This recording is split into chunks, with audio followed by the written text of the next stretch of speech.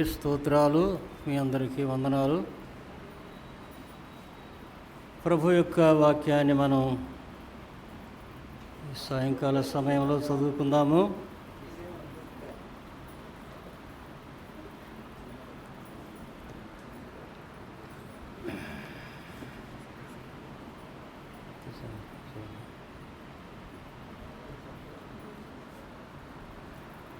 అపోస్తలుల కార్యము 14వ అధ్యాయము. అపోస్తలుల కార్యం 14వ అధ్యాయము 19 నుండి 23వ వచనం దాకా.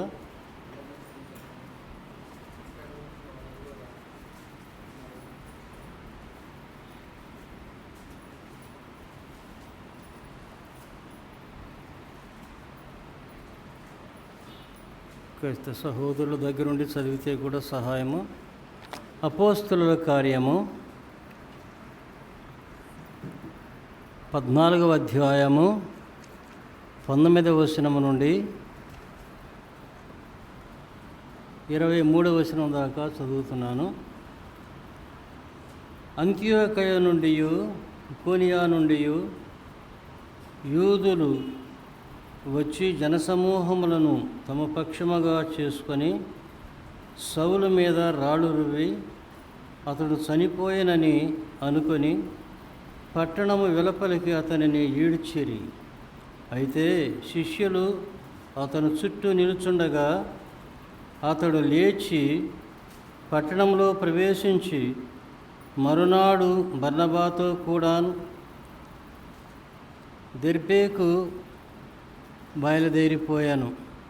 వారు ఆ పట్టణములో సువార్త ప్రకటించి అనేకులను శిష్యులనుగా చేసిన తరువాత లుస్త్రకును ఇకోనియకును అంతియోకయకును తిరిగి వచ్చి శిష్యుల మనస్సులను దృఢపరచి విశ్వాసమందు నిలకడగా ఉండవలననియు అనేక శ్రమలను అనుభవించి మనము దేవుని రాజ్యంలో ప్రవేశింపవలననియు వారిని హెచ్చరించిరి.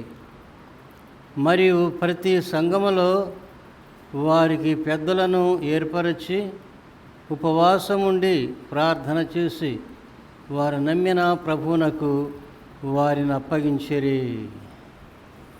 చిన్న ప్రార్థన చేసుకుందామండి. మమ్మల్ని ప్రేమించిన గొప్ప దేవా, మీకు మా హృదయపూర్వకమైన స్తోత్రాలు చెల్లించుకుంటూ ఉన్నాము. ఈ సమయంలో మీ సన్నిధికి చేరి వచ్చిన మేము ప్రభువా, మీ మాటలు వినటానికి ఆశతో ఉన్నాము. మా దేవా, మీ మాటలు మీరు మాకు వినిపిస్తే తృప్తి కలుగుతున్నది. ప్రభువా, మీరు మాతో మాట్లాడమని, దయ చూపించమని, ప్రభువా గొప్ప రక్షణకర్తవని ఎరిగి ఉండి మీరు మమ్మల్ని మా ప్రభువా అన్ని సమయాలలో రక్షించేవారని తెలుసుకొని భూత వర్తమాన భవిష్యత్ కాలాల్లో కూడా రక్షించే ప్రభువు అని ఎరిగి ఉండి ప్రభువా, ఇప్పుడు మీ పాద సన్నిధిలో మీ పాద ధూళినైన నన్ను మీరు మరుగు చేసి మీరు మాట్లాడమని మీ పావన పాదాలకు అప్పగించుకుంటూ యేసు ప్రభువు పేరుతోనే ప్రార్థిస్తున్నాము తండ్రి, ఆమేన్. ప్రియులారా, మనము ఆదివారము ఉదయము మన సోదరులు వాక్యం చెప్పిన తర్వాత ఒక మాట జ్ఞాపకం చేశాను. పరిచర్య చేసేవారు, పరిచారకులు, వారు బాగుగా ఆ పని చేసినట్లయితే వారు మంచి పదవిని పొంది వారు క్రీస్తు యేసునందలి విశ్వాసం వలన బహుధైర్యము గల వారవుతారు అనే మాట చదువుకున్నాం. అది పరిచారకులను గూర్చి. ఈ భాగంలో మనం చదువుకున్నది పెద్దలను గూర్చి. పరిచారకులు, పెద్దలు, సువార్థికులు. పెద్దలు సంఘానికి ఎలాంటి వారంటే, శరీరానికి ఎన్ను ఎముక ఎలాంటిదో అలాంటి వారు సంఘానికి పెద్దలు. సేవకులు సంఘానికి ఎలాంటి వారంటే, శరీరానికి గుండె ఎలాంటిదో దేహం అంతటికి రక్తాన్ని సరఫరా చేసే అవయవంగా ఉంటుందో అలాంటి వారు సేవకులు. అందుచేత ఈ మధ్యాహ్న సమయంలో పెద్దలను గూర్చిన సంగతి మనము గమనించుదాము.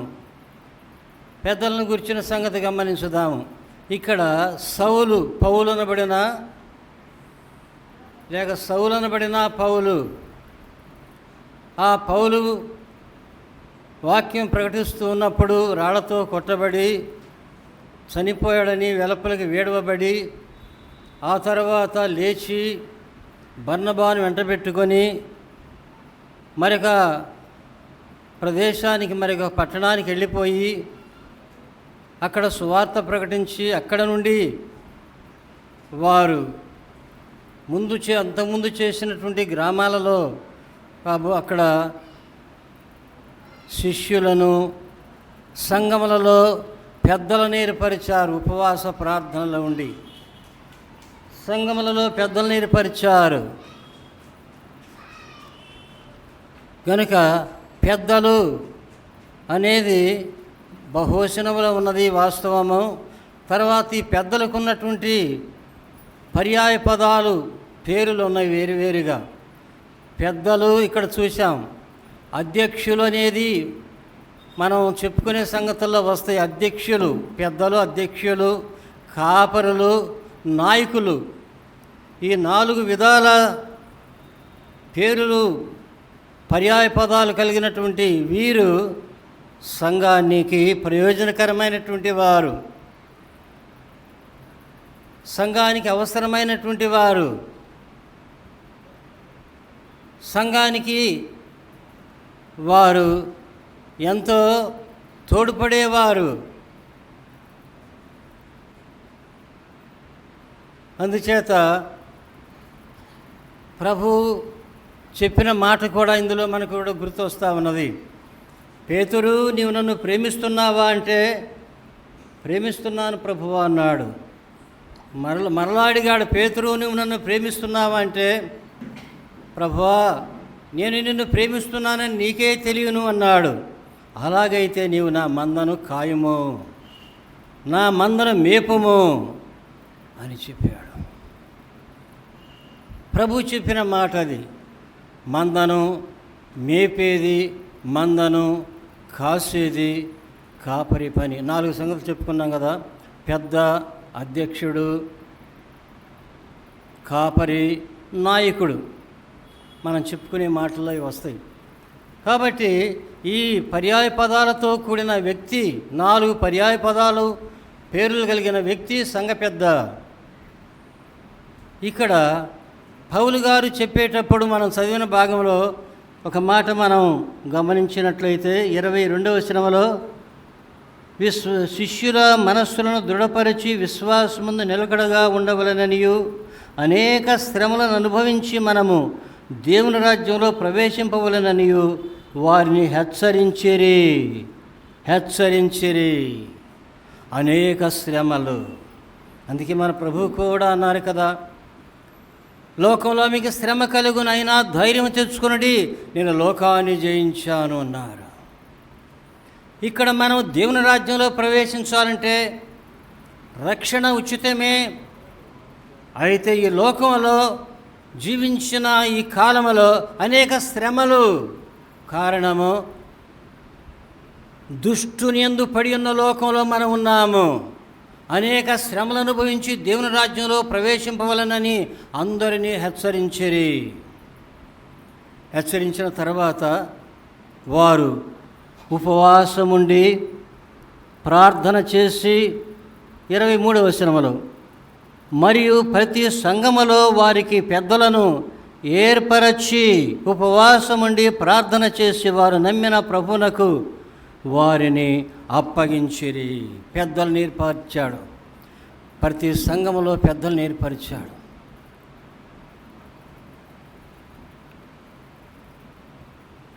పౌలు గారు ఏర్పరిచను. ఆయన ముందు కనబడతాడు ఈ భాగంలో. అయితే ఆయన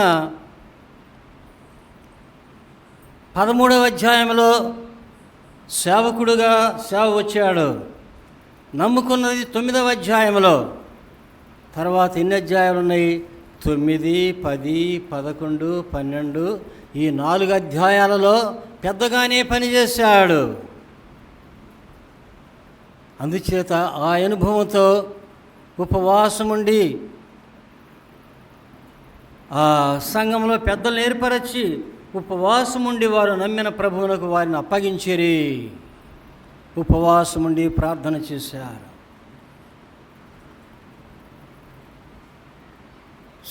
కాబట్టి ప్రార్థన చేసి వారు నమ్మిన ప్రభువునకు వారిని అప్పగించిరి. పెద్దలు నేర్పరిచారు. అయితే ఆ పెద్దల యొక్క స్థితి మనం గమనించినట్లయితే, ఆ పెద్దల యొక్క స్థితి ఒక మాట సామెతలో ఉన్నది. 11-14 వచనములో, నాయకులు లేని జనులు చెడిపోవుదురు, ఆలోచనకర్తలు అనేకులు ఉండటం వలన రక్షణకరము అని. ఈ పెద్ద నాయకుడిగా కూడా పిలువబడతాడు. అది ఎక్కడున్నదో నేను ముందు తర్వాత చెప్పబోతాను. నాయకులు లేని జనులు చెడిపోవుదురు, ఆలోచనకర్తలు అనేకులు ఉండటం వలన రక్షణకరము. ఈ పెద్దలు సంఘ క్షేమం కొరకు ఆలోచన చేసి, అలాని సహోదరుడు బలహీనుడయ్యాడు, ఎలాగా ఆ సహోదరుని బలపరచాలా, ఆ సహోదరునికి అర్థమయ్యేలాగా తన బలహీనతను చూపించి బలంగా ఉండేటువంటి స్థాయికి ఎలాగా తీసుకురావాలా అని ఆలోచనకర్తలు ఉండుట రక్షణకరమది పెద్దలు ద్వారా జరిగే పనిది. అయితే ఈ పెద్దల విషయంలో మనం గమనించినప్పుడు తిమోతి పత్రిక మొదటి పత్రిక 3వ అధ్యాయము 2 నుండి 7వ వచనం దాకా, 2 నుండి 7వ వచనం దాకా, అధ్యక్షుడుగువాడు నిందారహితుడు, ఏకపత్ని పురుషుడు, మితానుభవుడు, స్వస్థబుద్ధి గలవాడు, మర్యాదస్థుడు, అతిథి ప్రియుడు, బోధింపదగినవాడు. 7 సంగతులు వచ్చినాయి. ఇలా రాలేదా? చూస్తున్నారు కదా, పాపం తీసుకోలేకపోతున్నారు. పేజీ నెంబర్ చెబుతాను. పేజీ నెంబర్ చెప్పమంటారా? తిమోతి మొదటి పత్రిక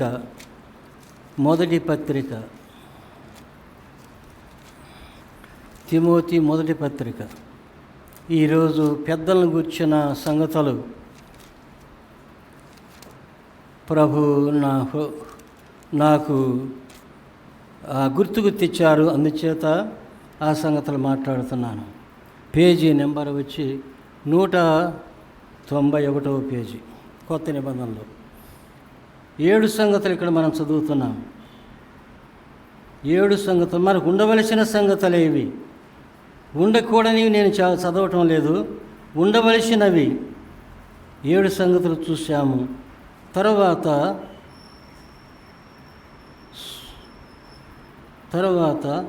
సాత్వికుడును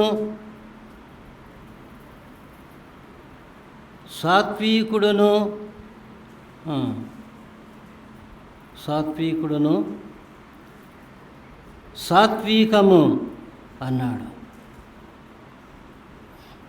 తర్వాత సంపూర్ణ మాన్యత కలిగి తన పిల్లలను స్వాధీనమందుంచుకొనగలవాడును, తన ఇంటి వారిని బాగుగా ఏలువాడనై ఉండవలెను. ఆ తర్వాత మనం గమనిస్తాం, ఏలువాడనై ఉండవలెను. 7 వచనాల దాకా చూస్తాం. ఇక్కడ సంగమనకు వెలుపటి వారి ఎడల మంచి సాక్ష్యం పొందినవాడై ఉండవలెను. 13 సంగతులు ఇక్కడ. తీతు పత్రిక మొదటి అధ్యాయము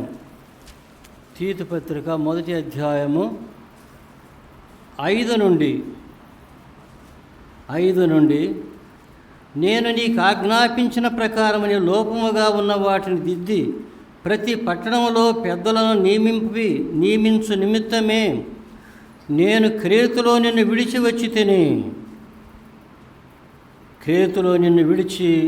వచ్చి తిని అన్నాడు. అక్కడ 13 సంగతులు మనం చదివాము. ఇక్కడ పెద్దలకు చెప్పే మాటలు మనం గమనించినప్పుడు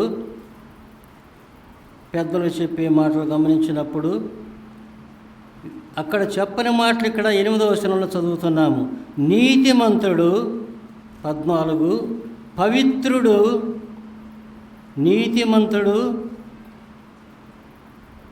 పవిత్రుడు ఆశానిగ్రహం గలవాడునై ఉండి తాను హితబోధ విషయమై జనులు హెచ్చరించుటకును తర్వాత బోధను గట్టిగా చేపట్టువాడునై ఉండవలెను. అది బోధింపదగిన వాడంటే హితబోధను గట్టిగా పట్టుకునేవాడుగా ఉండాలా. అదే బోధింపదగిన వాడంటే ఆ బోధను గట్టిగా పట్టుకుని వాడై ఉండాలా అని ఇక్కడ మనం గమనించినట్లయితే అక్కడ 12 సంగతులు, ఇక్కడ నీతిమంతుడు 8వ వచనంలో తీతు 1:8 నీతిమంతుడును 13 పవిత్రుడును 14 ఆశానిగ్రహము గలవాడునై ఉండి. ఆశానిగ్రహము ఈ 15 సంగతులు సంఘ పెద్దలకు ఉండాలని ఈ యొక్క తిమోతి పత్రికలోను తీతు పత్రికలో చదువుతూ ఉన్నాం. ఈ 15 లక్షణాలు మనం చదివింది ఉండకూడనివి కాదు, ఉండవలసినవి మాత్రమే చదివాము. ఏమిటి? మొట్టమొదటిది ఏమి చదివాము మనం? అధ్యక్షుడుగు వాడు నిందారహితుడును, ఏకపత్ని పురుషుడును, మితానుభవుడును, స్వస్థ బుద్ధి గలవాడును, మర్యాదస్తుడును, అతిథి ప్రియుడును, బోధింపదగినవాడు. 7 తిమోతి పత్రికలో 2 నుండి 7 దాకా చదివాం. అలాగా ముందుకు చదివినట్లయితే 12 సంగతులు వస్తున్నవి. తీతు పత్రికలో చూసినట్లయితే 3 సంగతులు వస్తూ ఉన్నాయి. ఏమిటి? నీతిమంతుడు, పవిత్రుడు, ఆశానిగ్రహము గలవాడు. నేను ప్రభు కొరకు ఈ పని చేస్తే నాకు ప్రతిఫలం ఉన్నది. అది ఆశానిగ్రహము. 15 సంగతులు. సంఘ పెద్దకు ఉండవలసినది. ఉండకూడని చాలా ఉన్నవి, వాటిని నేను చదవలేదు, వాటిని ప్రక్కనుంచాను. ఉండవలసిన సంగతులు అయితే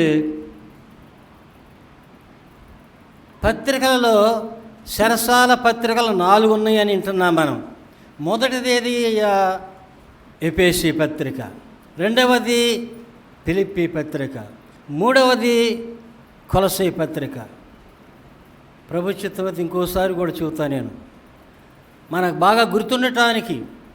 4వది ఫిలోమోను పత్రిక. మొదటిదే పత్రిక ఎఫెసీ పత్రిక. మళ్ళీ చెబుతా, ఎఫెసీ పత్రిక, ఫిలిప్పీ పత్రిక, కొలసీ పత్రిక, ఫిలోమోను పత్రిక. ఈ 4 శరసాల పత్రికలని పిలువబడతా ఉన్నాయి. ఇందులో మొదటి పత్రిక ఏది? ఎఫెసీ పత్రిక. 4:13 చదువుదాం, తీయండి. ఎఫెసీ పత్రికలో 4వ అధ్యాయం 13వ వచనములో మన కొరకు మన ప్రభువైన దేవుడు వ్రాయించి ఉంచిన మాటలు. పరిశుద్ధులు సంపూర్ణులగునట్లు క్రీస్తు శరీరము క్షేమాభివృద్ధి చెందుటకును పరిచర్య ధర్మం జరుగుటకును ఆయన కొందరిని అపోస్తులను గాను, కొందరిని ప్రవక్తలను గాను, కొందరిని సువార్తికులను గాను, కొందరిని కాపరులను గాను, ఉపదేశకులను గాను నియమించను. మొదటేమో పెద్దలను చదివాం, రెండవది అధ్యక్షులు చదివాం తిమోతిలో. మూడవది కాపరులుగా నియమించాడు.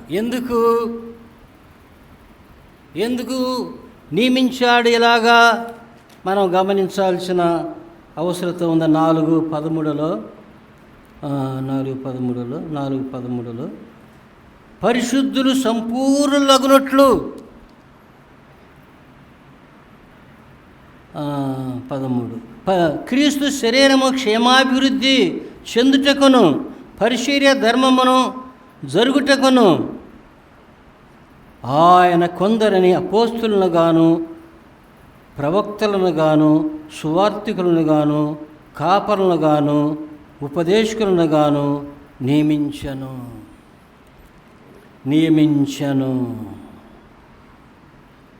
పౌలు గారికి చెరసాలలో ఉన్నప్పుడు వ్రాయవలసి వచ్చినప్పుడు ఈ వరుసలో ఉన్న మొదటి పత్రికలో గుర్తు చేస్తా ఉన్నాడు. పరిశుద్ధులు సంపూర్ణులు కావాలా, క్రీస్తు శరీరము క్షేమాభివృద్ధి చెందాలా, అందుకొరకు కొందరు కాపరులు కావాలా అన్నాడు. మొత్తం కలిపి 5 సంగతులు. ఏవేవి 5 సంగతులు? అపోస్తులు, ప్రవక్తలు, సువార్తికులు, కాపరులు, ఉపదేశకులు. 5 సంగతులు. 5లో మన పాఠానికి కాపరులు కావాలా అన్నాడు. ఎందుకు పరిశుద్ధులు క్షేమాభివృద్ధి చెందటానికి. క్రీస్తు 13 ఎందుకు ఈ మాట మనం గమనిస్తున్నాం? 13 క్రీస్తు శరీరము పరిశుద్ధులు క్షేమాభివృద్ధి 13 కదా. పరిశుద్ధులు సంపూర్ణులగునట్లు క్రీస్తు శరీరము క్షేమాభివృద్ధి చెందుటకును. క్రీస్తు శరీరం క్షేమాభివృద్ధి చెందాలా. ఏమిటి క్రీస్తు శరీరం అంటే? ప్రభు సమయం ఇస్తే కొంచెం వివరిస్తాను, లేకపోతే త్వరగా ముగిచ్చేస్తాను. 1:23లో ఆ సంఘమైన శరీరము సమస్తమును నింపుచున్న వాని సంపూర్ణత ఉన్నది. ఆ సంఘమైన శరీరము నువ్వు నేను ఎవరు అనుకుంటున్నాం?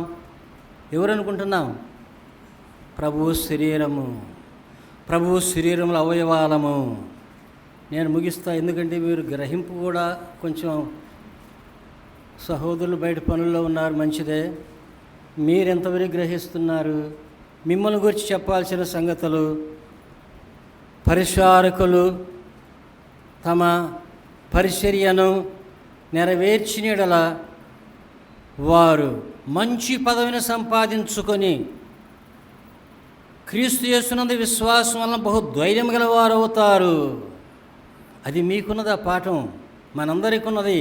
మేమందరం పరిచర్య చేసి వచ్చిన వాళ్ళమే. అయితే సంఘ పెద్దలను గురించిన సంగతులు మీరు కూడా గమనం చేసుకోవాలా. ఆ యొక్క క్రీస్తు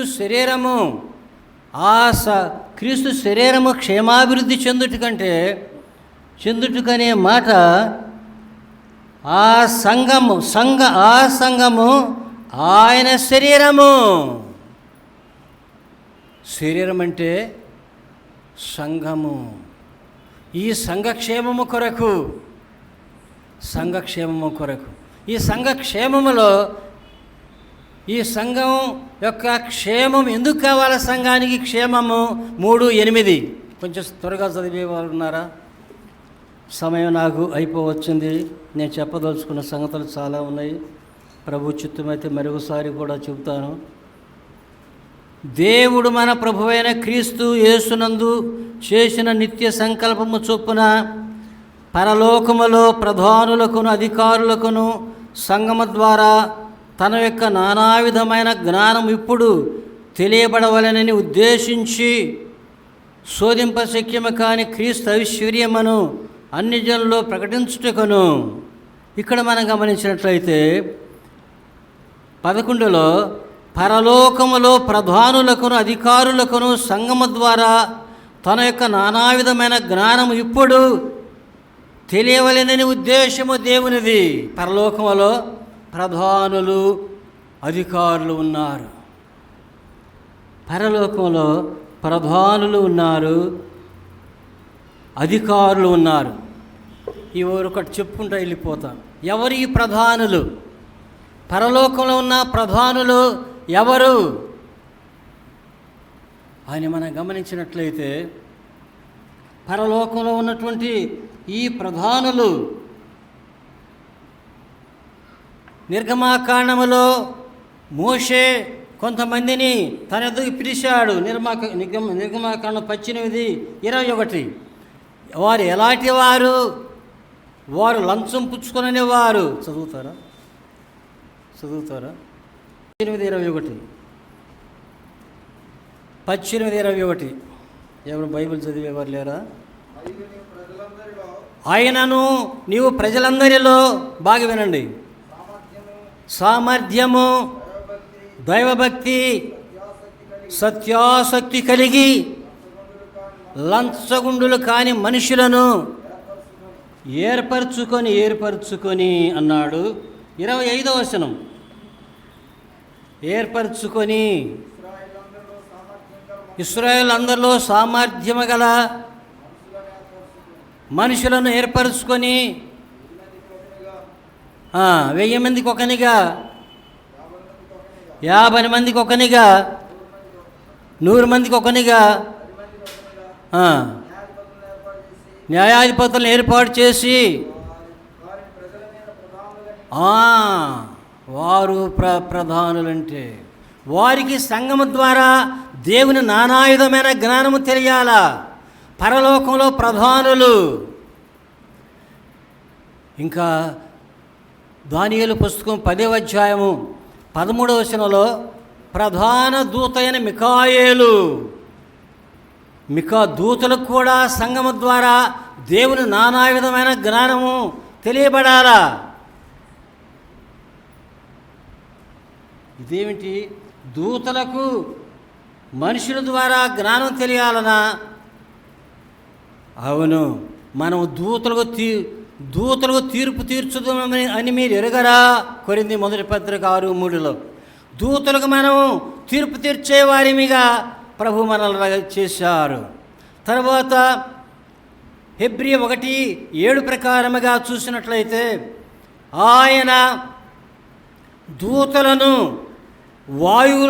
వాయువులుగాను సేవకును అగ్ని జ్వాలలుగా చేశాడు. అదే 13వ వచనం చూసినట్లయితే హెబ్రీ 1:13. Hebrew 1:13 line 5. రక్షణ పొందువారికి పరిచారకులుగా పంపబడిన సేవకులైన ఆత్మలో దూతలంటే. అర్థమైందా? ఏమేమి కూర్చున్నాము, ఈయన ముగిస్తే వెళ్ళిపోతాం. సరే, మీరు అలా ఉండండి. సహోదరులు ఆలకిస్తున్నారు కనుక వాళ్ళకి నేను చెప్పాలా.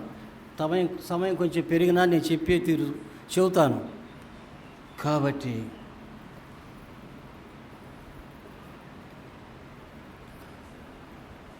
రారాజు రానయ్యున్నాడు, రయ్యమున నిన్ను గొనిపోవా. సిద్ధపడుమా, సంసిద్ధమగుమా, సంగవధువా సిద్ధపడుమా.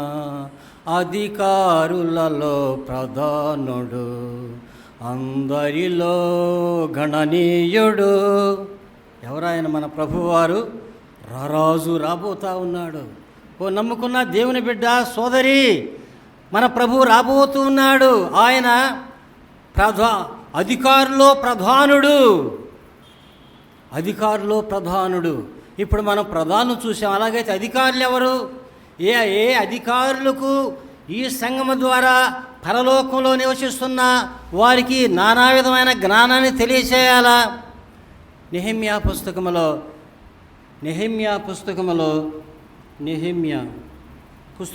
5:18 నేను వారి యొక్క స్థితిని చూసి అధికారికి రావలసిన సొమ్మును నేను తీసుకోలేదు అన్నాడు. ఎవరన్నారు ఆ మాట? చెప్పండి మీరు చెప్పేదాకా నేను మాట్లాడుకుని ఉంటాను సోదరులు. నెహెమ్యా పుస్తకం రాసింది ఎవరు? నెహెమ్యానా, నేనా, మీరా? నెహెమ్యా అంటా ఉన్నాడు, వారి స్థితిని చూసి అధికారికి రావలసిన సొమ్మును నేను తీసుకోలేదు. నెహెమ్యా ఒక అధికారి. ఈ అధికారులు సంఘం ద్వారా దేవుని నానావిధ జ్ఞానాన్ని తెలపాలి. 11వ అధ్యాయము 1వ వచనం 16వ వచనం కూడా చదవండి. 11వ అధ్యాయం 1-16 వచనము, 1వ వచనం, 11వ అధ్యాయము 1వ వచనం, 16వ వచనం, 2 వచనాలు చదవండి. మీకేం అర్థం కావట్లేదా? సంఘ పెద్దలంటే చిన్నదా సంగత? దేవుని పని అంటే చిన్నదా? ఏదో 4 మాటలు చెప్పుకొని వెళ్ళిపోయాము. కాదు. ఏమిటి సంగతి? పరిశుద్ధులు సంపూర్ణులగునట్లు క్రీస్తు శరీరం క్షేమాభివృద్ధి చెందినట్లును ఆయన కొందరిని అపోస్తులనుగా, కొందరిని ప్రవక్తలనుగా, కొందరిని సువార్తికులనుగా, కొందరిని కాపరులనుగా, కొందరిని ఉపదేశకులనుగా ఏం చేశాడు? చాలా వందనాలు. మేము మాట్లాడించినప్పుడు మాకు కాస్త గాలి పీల్చుకున్నట్టుంటుంది. నియమించాడు క్రీస్తు శరీరం క్షేమాభివృద్ధి చెందటానికి. మన భాగం ఏమిటి? పెద్దలను గురించి నియమించాడు. పెద్దలు వారికి ఉండాల్సిన లక్షణాలు 15 చూసాం.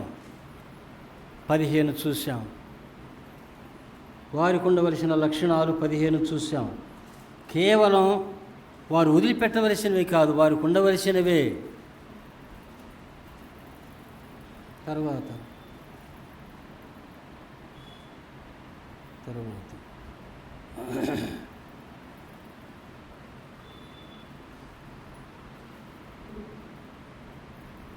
మనం దేవుని వాక్యాన్ని కూడా కంఠస్థం చేసుకోవటం చాలా అవసరమే.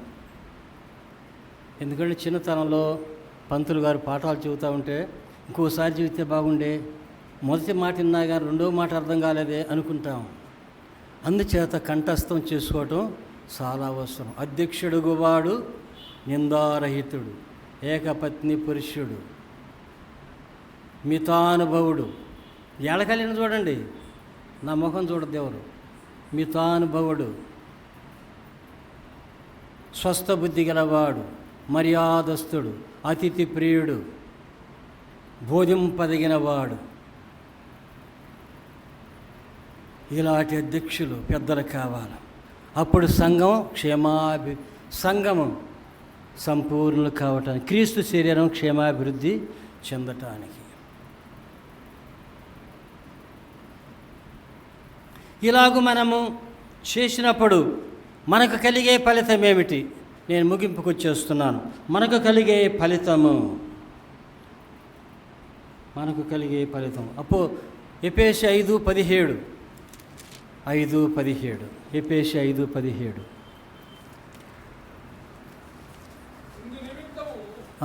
చదువు.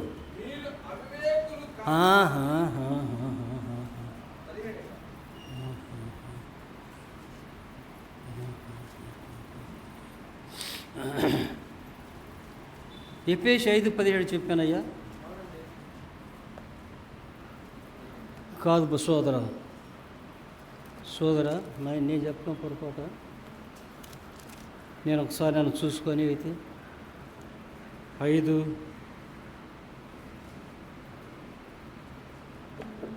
ఎఫెసీ పత్రిక, క్షమించండి, తిమోతి మొదటి పత్రిక అయ్యా 5:17.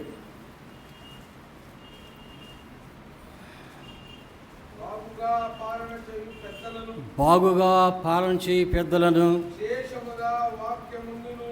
విశేషముగా వాక్యమందను ఉపదేశమందను ప్రయాసపడు వారిని రెట్టింపు సన్మానమునకు, వీరు రెట్టింపు సన్మానానికి పాత్రులు. రెట్టింపు సన్మానానికి ఉద్యోగం చేసి విరామం అయిన తర్వాత వారిని సన్మానం చేస్తారు. ఎలాగా? వారికి మంచి శాలవాలు కప్పి, అయ్యా నీ ఉద్యోగం బాగా నిర్వర్తించావు, నీ ఉద్యోగాన్ని బాగా జరిగించావు అని సన్మానిస్తారు. అలాగా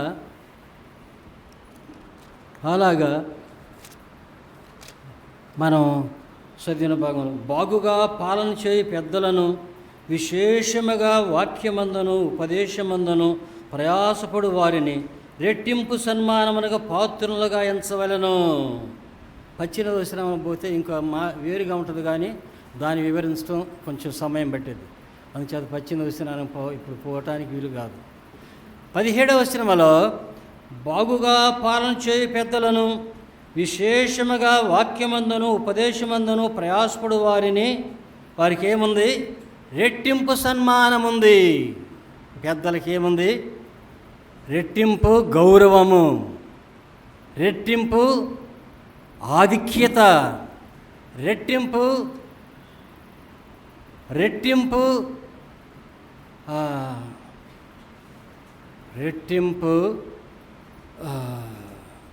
స్థితి ఉంది అన్నమాట. ఒకటి పెద్దలకు బాగుగా పాలన చేయి పెద్దలకు ఉన్నటువంటి స్థితి, రెట్టింపు సన్మానము, రెట్టింపు సన్మానమునగా పాత్రులుగా ఎంచవలెను. బాగుగా పాలన చేసే పెద్దలు. మేము పనిచేసే సమయంలో పెద్దలు ఎవరో చెల్లెలు ఎవరో మాకు తెలియదు, మాకు అంతగా చెప్పలేదు. వాళ్ళు చెప్పకపోయినా మా పని మేము చేసుకుంటాం, పరిచర్య చేస్తూ ఉన్నాం, పెద్దలంగా చేస్తూ ఉన్నాం. ఏదో జరిగిపోయింది. అయితే ప్రభువు తన సమయంలో మనకిచ్చే వాక్య ఆయన వ్రాయించి ఇచ్చి మనకు వివరించే ఈ సమయంలో బాగుగా పాలన చేయి పెద్దలు వాక్యమందును ఉపదేశమందును ప్రయాసపడు వారిని రెట్టింపు సన్మానమునగా పాత్రులుగా ఎంచవలెను. ఒక భాగం, ఒక ఫలితం రెట్టింపు సన్మానం. ఈ పెద్దలకి రెట్టింపు సన్మానం ఉంది. రెండవదిగా మనం గమనించుదాం. అపోస్తుల కార్యం 20వ అధ్యాయం 32వ వచనం. అపోస్తుల కార్యం 20వ అధ్యాయం 32వ వచనం.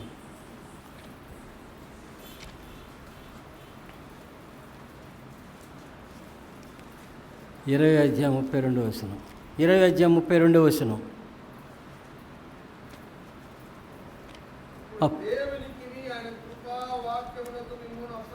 దేవునికి ఆయన కృపావాక్యమునకు మిమ్మల్ని అప్పగించుతున్నాను. ఆయన మీకు క్షేమాభివృద్ధి కలుగజేయుటకును పరిశుద్ధపరచబడిన వారందరిలో స్వాస్థ్యం అనుగ్రహించుటకును శక్తిమంతుడు. ఇక్కడ 18వ వచనములో 17వ వచనములో అతడు మిలేతునకును ఎఫెసునకును వర్తమానం పంపి సంఘపు పెద్దలను పిలిపించాను. వారితో మాట్లాడుతూ ఉన్నాడు, సంఘపు పెద్దలతో మాట్లాడుతూ ఉన్నాడు. సంఘ పెద్దలతో మాట్లాడింది సంఘ పెద్దలు జాగ్రత్తగా వినాలా. మిగతా వారు వినకూడదని కాదు, మిగతా వారు కూడా హృదయంలో భద్రం చేసుకోవాలా. సంఘ పెద్దలను పిలిపించాడు పౌలు గారు. మిలేతు నుండి ఎఫెసునకు వర్తమానం పంపి పిలిపించాడు. పిలిపించి వారితో ఏమంటున్నాడు? ఇప్పుడు దేవునికి ఆయన కృపావాక్యమునకును మిమ్మను అప్పగించుతున్నాను. ఆయన మీకు క్షేమాభివృద్ధి కలుగజేయుటకును పరిశుద్ధపరచబడిన వారందరిలో స్వాస్థ్యం అనుగ్రహించుటకును శక్తిమంతుడు. మీకు ఆయన స్వాస్థ్యం ఇస్తాడు. ఇక్కడ పోతే ఉంది, అది వాడబారనిది, నిర్మలమైనది, అక్షయమైనది కదా. ఇక్కడే అర్థం కావట్లేదు. ఇంకా అటేం పోదాం మనం? అటంటే ఎటు పోవాలా? ఎవరు చెప్పిన మాటకు అడిగి పోవాలా? నేను చెప్పిన మాటలు ఎక్కడుండే? ఆ మాటలు పేతురు రాసిన మొదటి పత్రిక 1వ అధ్యాయములో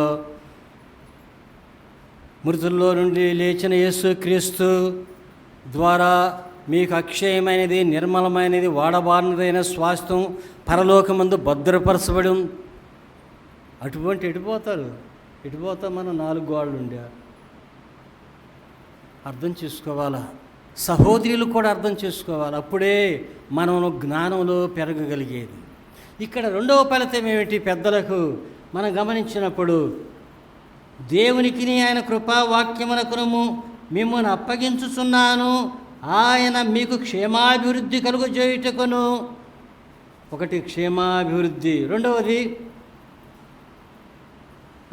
క్షేమాభివృద్ధి రెండవది పరిశుద్ధపరచబడిన వారిలో స్వాస్థ్యము అనుగ్రహించుటకును. అనుగ్రహించుటకును స్వాస్థ్యమున్నది. పెద్దలకు రెండవ ఫలితము స్వాస్థ్యము. పరలోకమంద స్వాస్థ్యము భద్రంగా ఉంది. అక్కడ చిమట కొట్టదు, అక్కడ దొంగలు కన్నం వేసి దొంగిలరు. ఉందా వాక్యంలో? లేదా? ఉందా?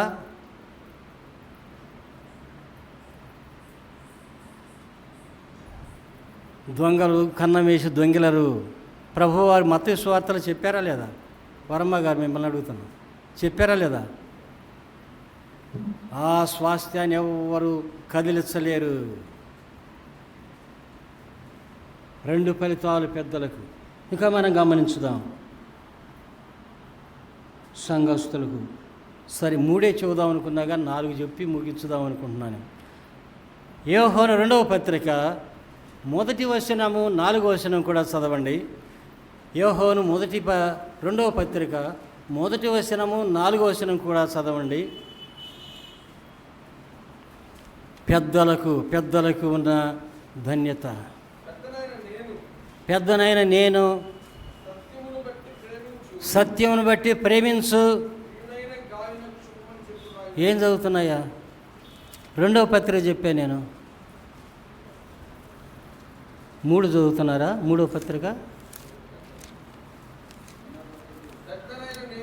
పెద్దనైన నేను ఏర్పరచబడినదైన అమ్మగారికిని ఆమె పిల్లలకును శుభమని చెప్పి వ్రాయునది. నేను మాత్రమే కాకుండా సత్యం ఎరిగిన వారందరూ సత్యం చదువయ్యా. ఎరిగిన వారందరూ మనలో నివసించుచు మనతో ఎల్లప్పుడూ ఉండు సత్యమును బట్టి మేము నిజముగా ప్రేమించుచున్నాము. ఎంత యుక్తంగా రాస్తున్నాడు అమ్మగారికి. 4వ వచనం చదువయ్యా. తండ్రి వలన మనం ఆజ్ఞను పొందిన ప్రకారము నీ పిల్లల్లో కొందరు సత్యం అనుసరించి నడుచుకొనుచుండుట కనుగొని బహుగా సంతోషించున్నాను. పెద్దనైన నేను అన్నాడు. పెద్దకు 3వది ఏముంది? బహు సంతోషం. బా బా బా ప్రభు నమ్ముకున్నప్పుడు నా సంతోషానికి పగ్గాలు కూడా దొరకల నాకు. అందరి వెనక ఏమున్నారు, నేను వచ్చేస్తా ఉన్నాను. సువార్త వాళ్ళు లైట్ పెట్టుకొని వస్తున్నారేమో వెనక.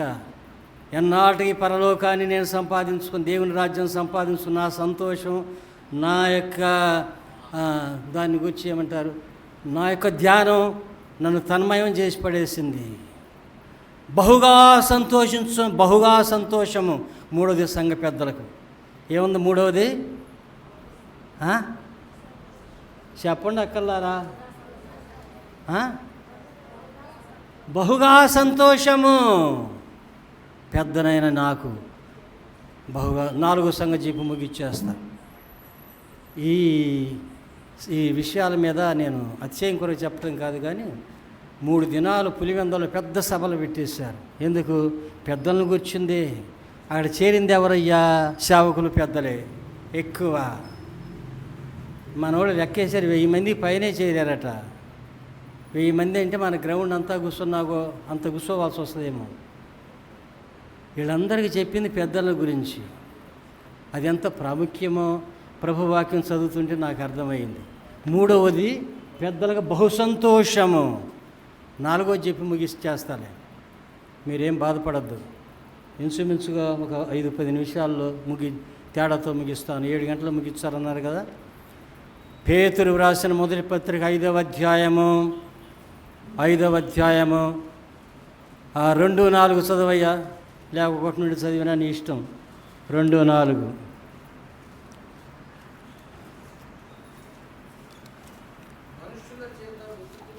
ఆహా ఆహా ఆహా. అయ్యా క్షమించండి. మొదటి పత్రిక 5వ అధ్యాయము 2వ వచనం నుండి లేక 1 నుండి అయినా చదవమన్నాను, 4 వచనాల దాకా చదవమన్నాయి. తోటి పెద్దను క్రీస్తు శ్రమలను గుర్చిన సాక్షి. ఇక్కడ కొంచెం మనం ఆగితే ఈయన సేవకుడు కాకముందు పెద్దగా చేశాడన్నమాట. అందుకు ఈయన తోటి పెద్దను, క్రీస్తు శ్రమలలో పాలివాడను, క్రీస్తు శ్రమలలో చదువయ్యా, క్రీస్తు శ్రమలను గుర్చిన సాక్షిని బయలుపరచబడబో మహిమలో పాలివాడనునైన నేను మీలోని పెద్దలను హెచ్చరించుతున్నాను. 2 నుండి ఇప్పుడు బలిమి చేత కాక దేవుని చిత్త ప్రకారము ఇష్టపూర్వకముగాను దుర్లాభాపేక్షతో కాక సిద్ధ మనస్సుతోను మీ మధ్యనున్న దేవుని సంఘమును, దేవుని మందను పై విచారణ చేయొచ్చు. దాన్ని కాయుడి, మీకు అప్పగింపబడిన వారి పైన ప్రభువులైనట్టుండక మందకు మాదిరులుగా ఉండుడి. ప్రధాన కాపరి ప్రత్యక్షమైనప్పుడు మీకు వాడబారిన మహిమ కిరీటము, మీరు వాడబారిన మహిమ కిరీటం పొందుదురు. 4వది మహిమ కిరీటం పెద్దలకు ఉంది. మహిమ కిరీటం ఉంది. మా పెద్దమ్మ నా భర్తే పొందుతాడు కాదు, కృపావరంలో నీతో పాలి భాగస్తురాలు నీ భార్య, నీ భర్త వాడబారిన మహిమ కిరీటం పొందితే నీకు పాలు ఉంటుంది కృపావరములో అనే మాట మనం ఎరిగి ఉన్నాములే. కాబట్టి ఈ భాగంలో 4వది ఏమిటయ్యా అంటే మహిమ కిరీటము.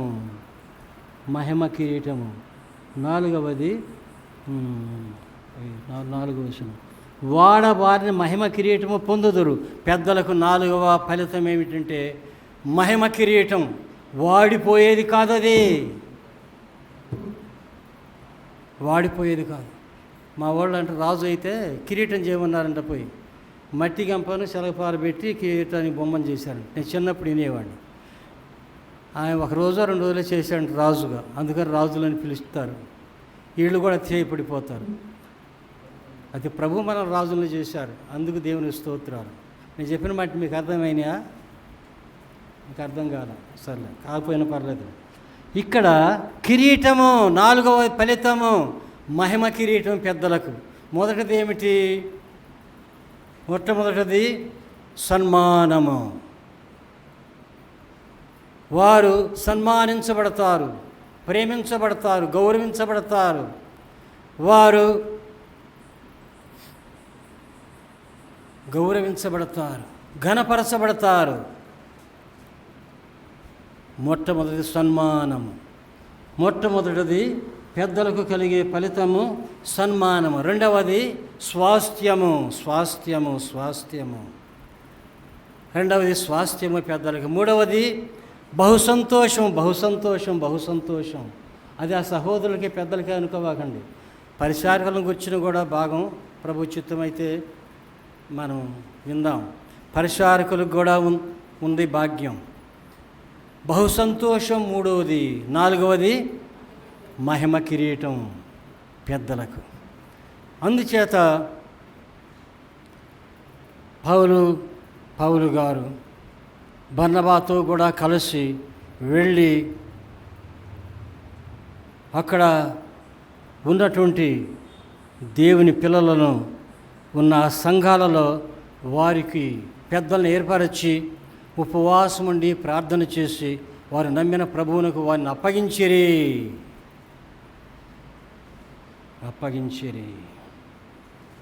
సంఘంలో పెద్దలు అవసరం. ఎలాంటి పెద్దలు? బాగుగా పాలన చేయ పెద్దలు.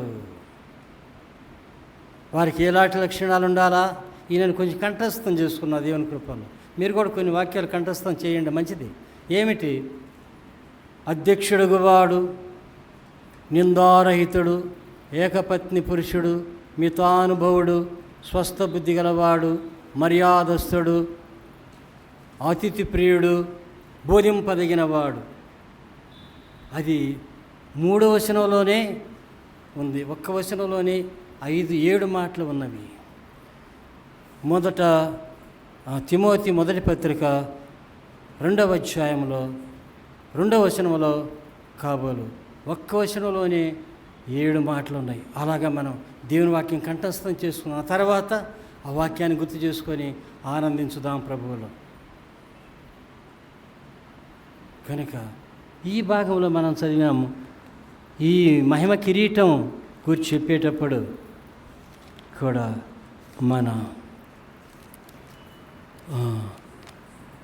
మన ప్రభువు వారిని గురించిన మాట కూడా అక్కడ మనకు తగిలింది. ఏం తగిలింది? ఎట్ట తగిలింది? ప్రభువారిని గురించిన మాట ఎట్ట తగిలింది? 4వ వచనంలో ప్రధాన కాపరి ప్రత్యక్షమైనప్పుడు మీరు వాడబారిన మహిమ కిరీటము. ప్రధాన కాపరి యేసు ప్రభువారు ఎవరు? కాపరి, పెద్ద అధ్యక్షుడు, నాయకుడు ఒకటేనని చెప్పుకున్నాం కదా. మన ప్రభు ప్రధాన కాపరిగా ప్రత్యక్షమైనప్పుడు ఆయన ప్రధాన కాపరిగా రాబోతా ఉన్నాడు.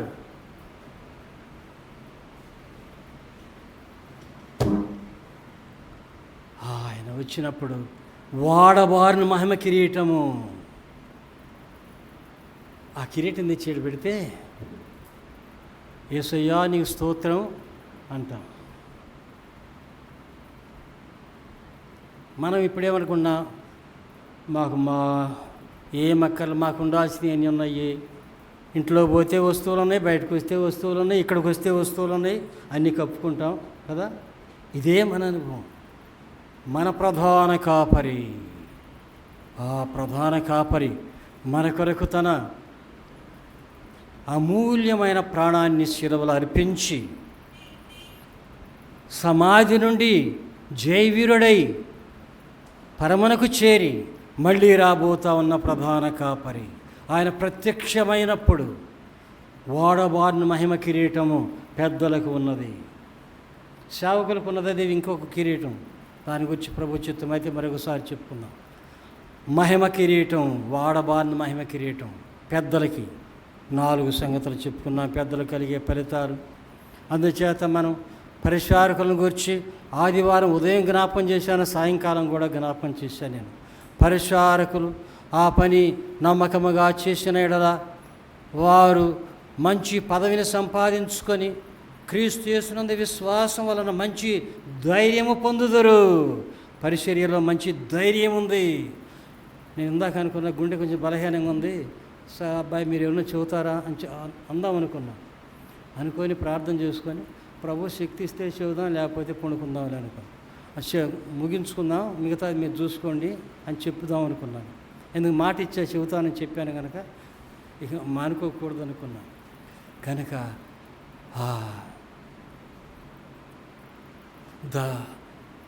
ఆయనలో మనకు ధైర్యం ఉంది. మన ప్రధాన కాపరి ప్రత్యక్షమవుతాడు, వాడబారిన మహిమ కిరీటం పొందు. అందుచేత నేను చెప్పేది పరిచారకులకు కూడా మా పని ఇది. దేవుని కృప వలన పరిచారకులు ముందుకు వస్తూ ఉన్నారు. చాలా సంతోషదాయకము.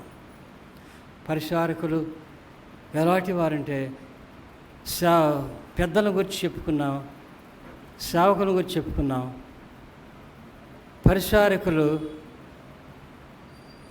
ఎలాంటి వారంటే సంఘానికి, మనిషికి హస్తాలు ఎలాంటివో సంఘానికి పరిచారకులు అలాంటి వారు. అర్థమైందా? మనిషికి హస్తాలు ఎలాగో ఉపయోగమో సంఘానికి పరిచారకులు అంత అవసరం, అంత ఉపయోగకరమైన వారు. కనుక వీని గురించి ఏం చెప్పుకున్నా? ఒకటి, పెద్దలు ఎన్ను ఎముక లాంటి వారు. సంఘం మనిషికి ఎన్ను ఎముక ఎంత ఉపయోగమో అలాంటి వారు పెద్దలు. సేవకుల సంఘానికి గుండె వంటి వారు. పరిచారకులు సంఘానికి 2 హస్తాలు వంటి వారు. హస్తాలతో ఎంత పనైనా చేస్తాం, కాళ్ళతో నడుస్తాం వేరే సంగతులే. హస్తాలతో ఎంత మంచి పని అయినా చేస్తాం. ప్రభు ఈ కొద్ది తలంపులు మన కొరకు దీవించినట్లు చిన్న ప్రార్థన చేస్తానండి. మమ్మల్ని మిక్కిలిగా ప్రేమించిన దేవా, మీకు నమస్కారం చెల్లించుకుంటున్నాం. ఈ సమయాన మీ సన్నిధిలోనికి వచ్చి మీ మాటలు ఆలకించడానికి దేవా, మీ పాద దుమ్మునైనా నాకు మీరు సహాయం చేశారు. మీ స్తోత్రము దేవా. దేవా, మీ బిడ్డలు మేమందరం కూడా నాయన ఆలకించగలిగాం. మీరు ఇచ్చిన తలంపులు మీకు స్తోత్రాలు దేవా.